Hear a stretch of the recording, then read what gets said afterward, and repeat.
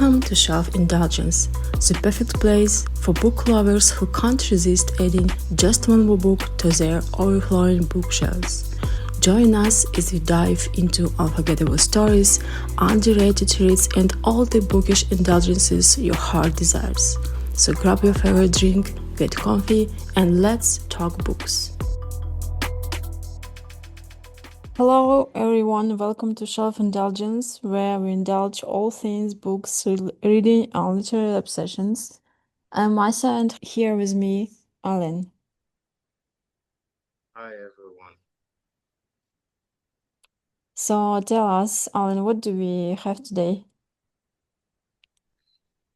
Okay, so today is a special day. Because of that, we have a special episode for today. We are marking our 10th episode Shelf Indulgence today, and in celebration of this, we're doing something a bit different, something that we've not done before on this podcast. Um, Instead of discussing a book, this time we're discussing a whole book series. So yeah, that's awesome. Um, and the title of the series we'll be discussing is the Jackaby series by William Ritter.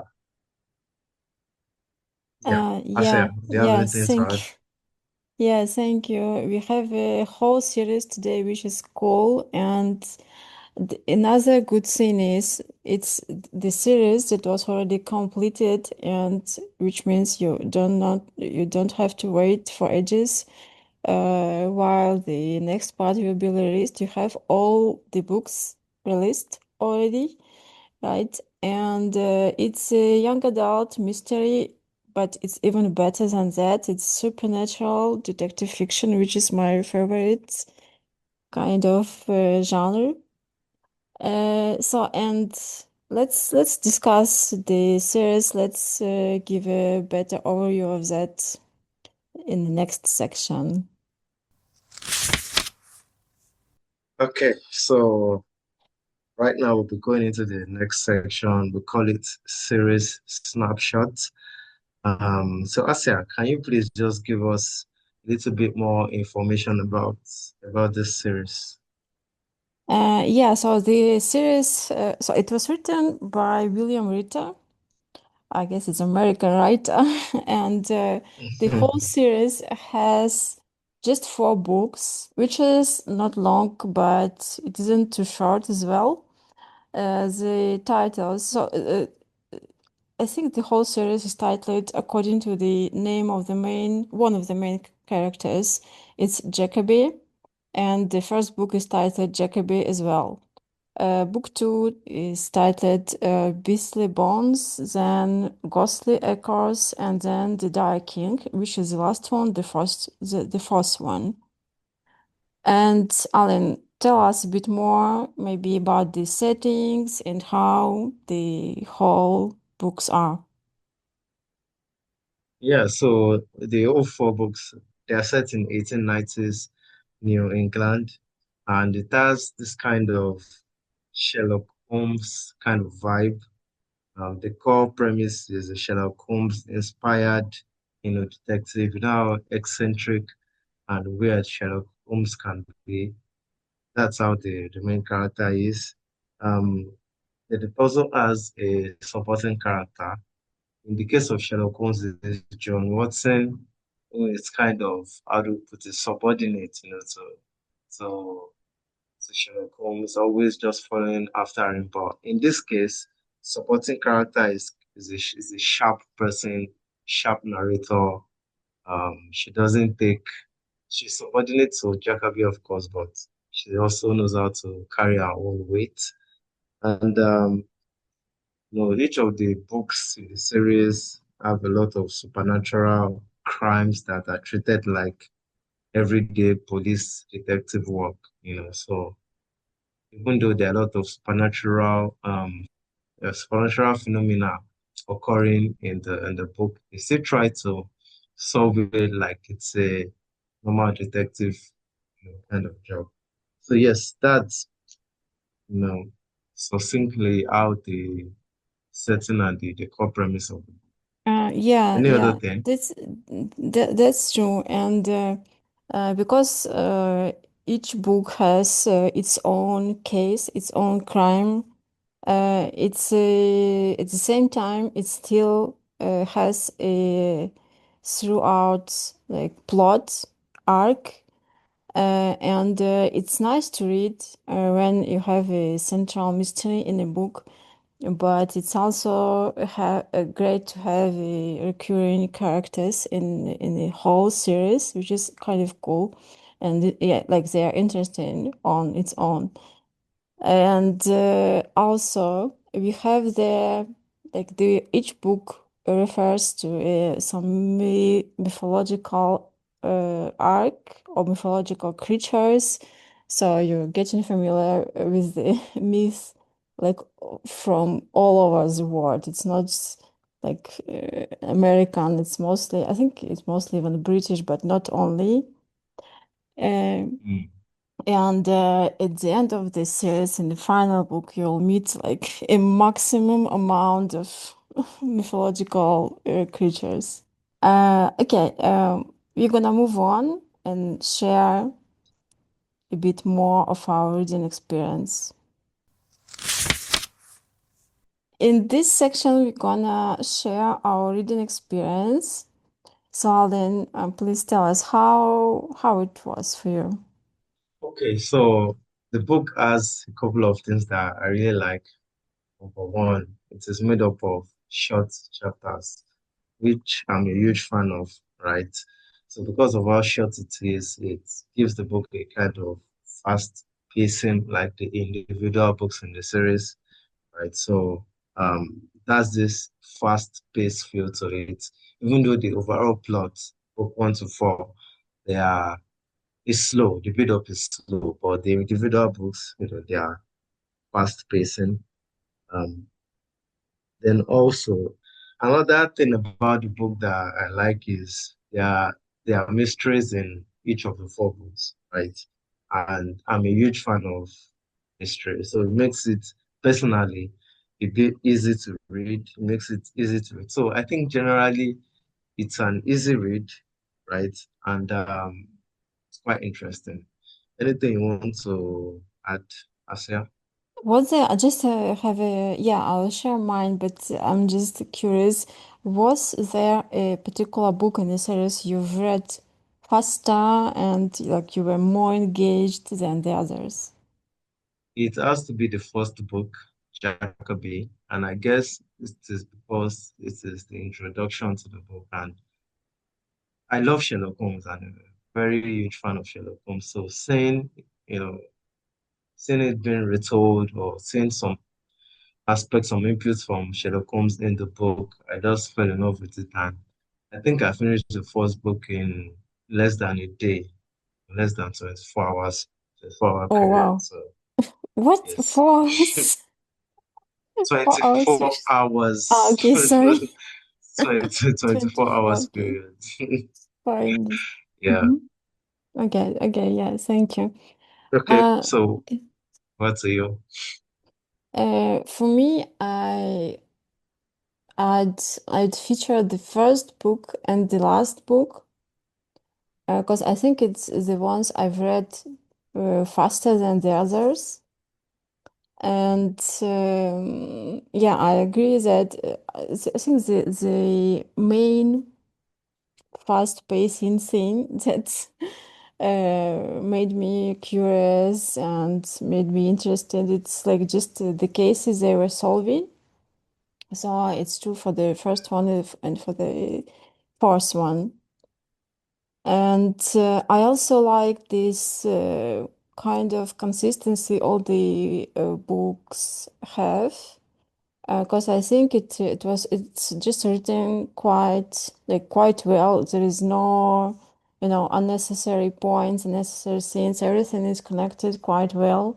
So I have to admit it because it's something that keeps you um, just Engage. engaged, yes, and interested, and just keeps you going, basically.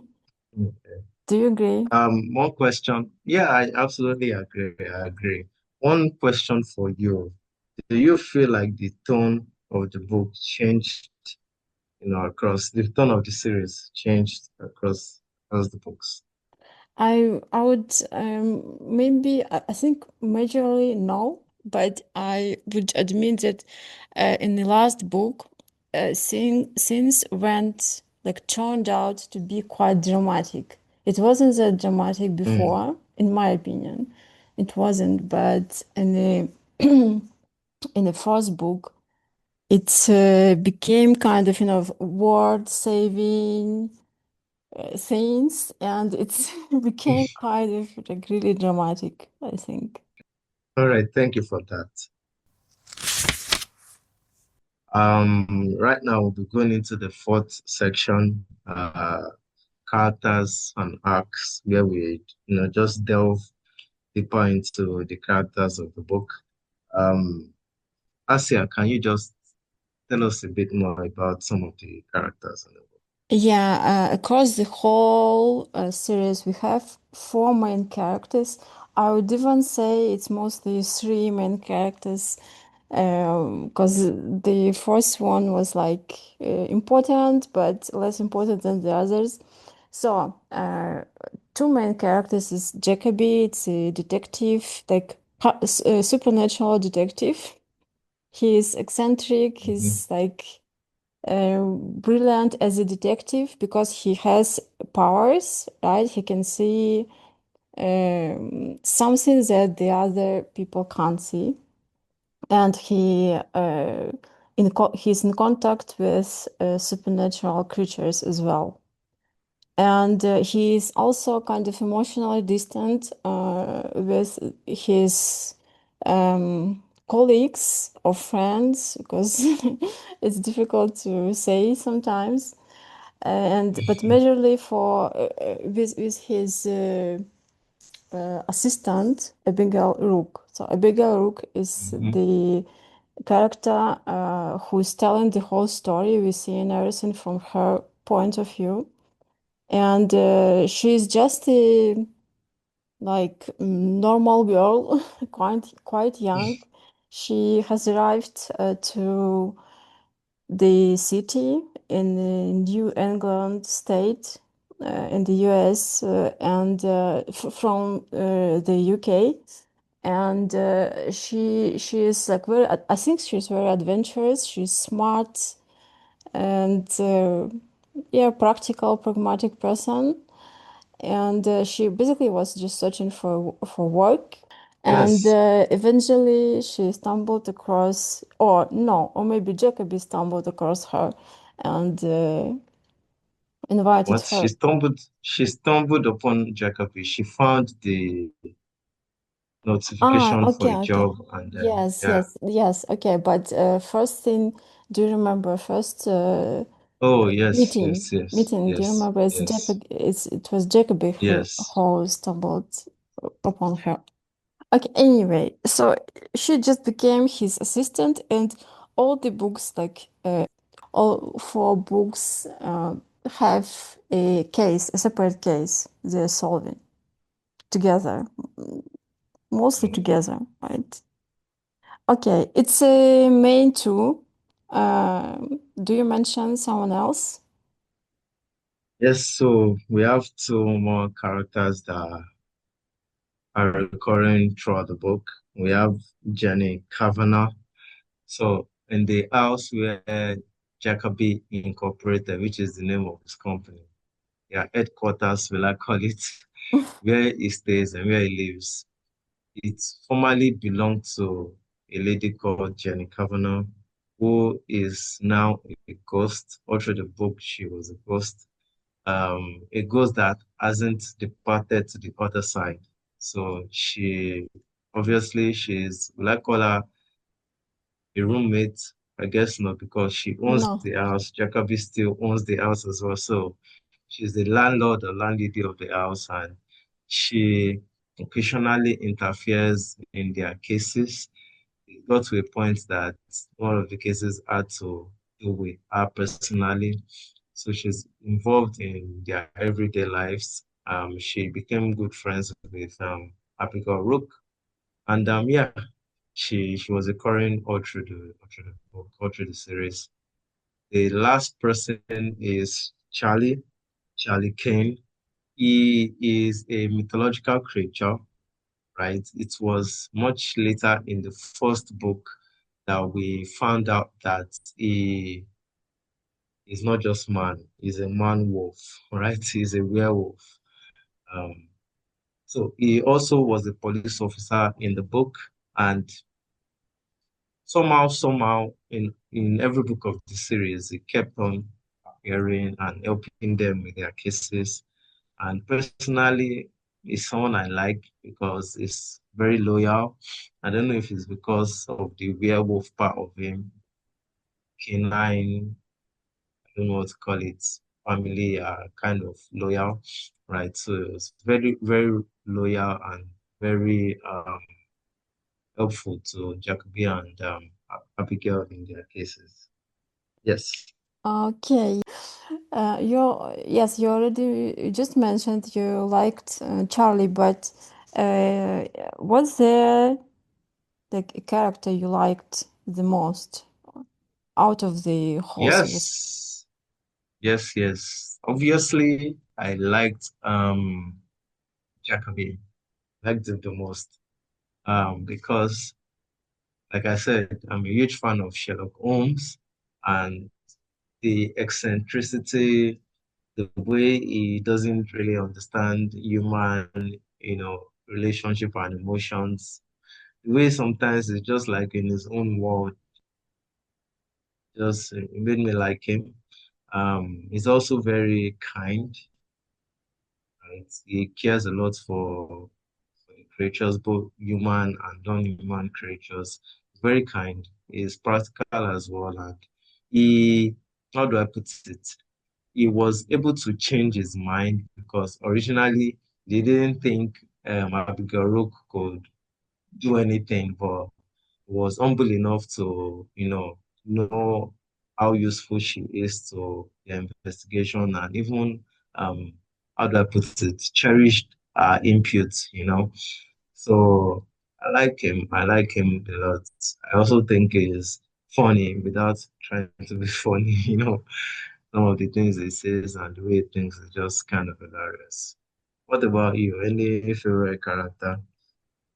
Okay, yeah, thank you. I would mention Jenny one more time because maybe because of her different and difficult situation she got because I think it's the major character I saw that was involving all through the series because you remember how she was at the beginning. She couldn't leave her room, leave her Yeah. house, but then she became like a powerful supernatural creature. Mm. Like she did a lot at the end, and so Yeah. yeah, I liked Yeah. her a lot. I like her too. I like her too. Okay, in the next session, we're gonna make it a bit funny, cause we have two major questions to discuss here. So my first question for you, Alan, is one book you can skip in the series. Like, which book it could be? If you just imagine for a second, you don't, if you don't really like it, which book you would skip? So I don't even need to go too far in imagining. The answer is obvious for me. It's the book too. It felt a bit, how do I put it? Felt a bit off. Like when I look at how it fits into the whole series, I can't even like sometimes I wonder what is the point. Yes, maybe there are one or two things that could link to the book, but honestly, it felt off. The story felt off. The book didn't. I didn't seem to get how the plot, like I said, fits into the general theme of the book. So it's also the one I least enjoyed most because it didn't feel like a detective to me. So it will be book two for me. What Okay, about okay. you? Yeah, I tend to agree with you, but like I understand why it felt like out or off of the whole series, and but I don't know why even it feels like that. Maybe there wasn't the like huge mystery, huge, detective work in there. Um, Hmm. Even though they brought, can I say it? Because they brought a dragon in there, Yes, yes. which is kind of, popular, super popular creature, right? But it didn't help. It was still felt like a bit out. Yeah. So yeah, I agree. Okay. So now I have a question for you as well. If this was a standalone, right? If you were to pick a book that could stand on its own, which book out of the four would you pick? I would definitely pick the first book. I think it's obvious because I think starting from the third ones, the fourth one, they are tightly connected with the previous parts. So you can't really read Mm. it. Of course you can if you want, but they are connected. Even the first one and the second one, they can be read as a standalone, I think, but I will pick the first one. What about you? Yeah, Would I you I agree? I agree. One and two can stand alone, but most especially. Okay. Okay. Okay. Thank you. Okay. So right now we'll be going into our shelf or sell episode. We are rounding up the episode. So Asia, would you sell or would you shelf this series? I definitely gonna shelf it because of many reasons. Mhm. Actually, because the whole series was interested enough to even have it. I also liked, we didn't mention that, but I liked the covers as well. I think they are like very modern and quite interesting, beautiful looking. Um, and like even though there were books like I liked less than the others, but the first book and the last one I liked the ending as well. So yeah, it's for me it's definitely something to shelf. What would you say? I also would shelf it, although unlike you, I don't I don't like the ending, or I don't like some things about the ending. Yeah, but generally looking at the book as looking at the series as a whole, yeah, I like it. I really enjoyed the first book, and I enjoyed the last book as well. So I also agree with you about the covers. They are unique. They are very beautiful. So it's a shelf for me. Shelf for me. Okay, I have something to add, but let's first give it a rating. Right, we have Okay. our from 1 to 5 stars rating. So, what would you say? How many stars are going to give it? To give the whole series? Yes, I'm going to give it a three. Um, because yes, although I like it, like I said, I didn't really like the ending and the book. So it was, yeah, I've already said how I feel about the book too.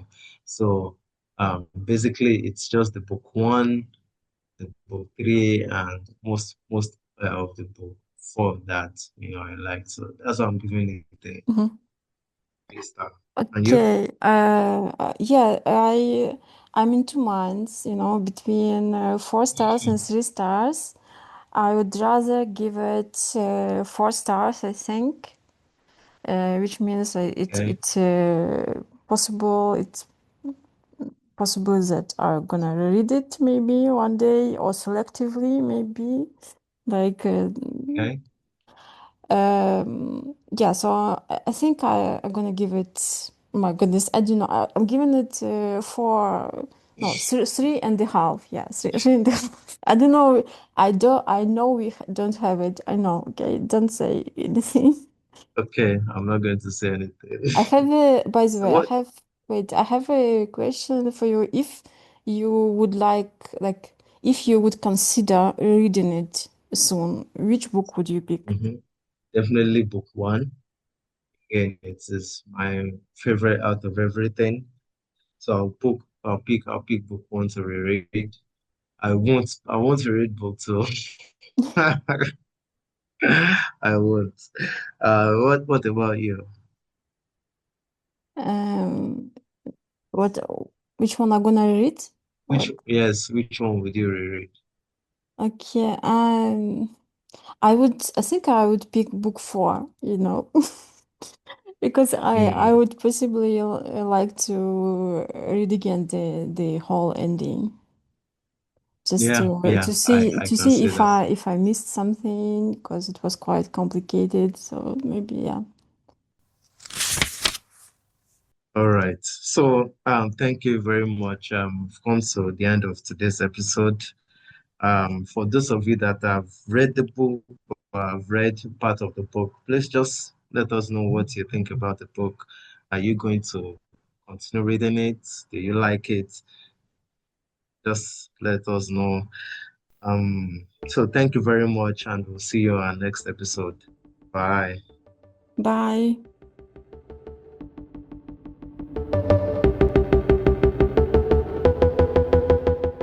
That's a wrap for today on Shelf Indulgence. If you enjoyed this episode, don't forget to subscribe and leave a review. We'd love to hear from you. And hey, let's keep the conversation going. Follow us on Instagram and tell us what you're reading. Until next time, remember, shelf care is self care.